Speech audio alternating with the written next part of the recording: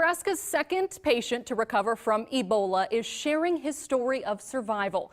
Tonight, Ashoka Mukpo tells us about what it was like on the other side of the protective gear, wondering if he would leave the Nebraska Medical Center alive.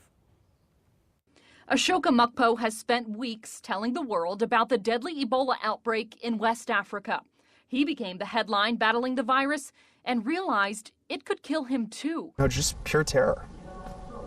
I'd love to be able to say that I knew I was going to be fine and, I kept a cool head, but when I put that thermometer in my mouth and I took it out and it said 101.3, it was just pure fear. Doctors treated the 33-year-old cameraman at the Nebraska Medical Center's biocontainment unit for 2.5 weeks.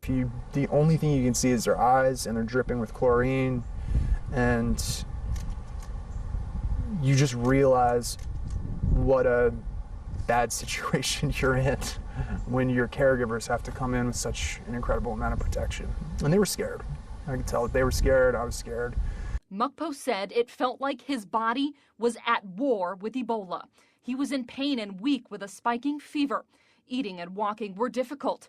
He lost 15 pounds in a week. Now, Dr. Craig Spencer is beginning a similar battle at a New York hospital. He's a hero. Dr. Spencer risked his life to treat and lend a hand to people who have very little ability to take care of this problem themselves. Spencer contracted Ebola while working with Doctors Without Borders in New Guinea. Mukpo saw the suffering in West Africa and experienced that battle himself. He says no matter where you are, Ebola takes something from you.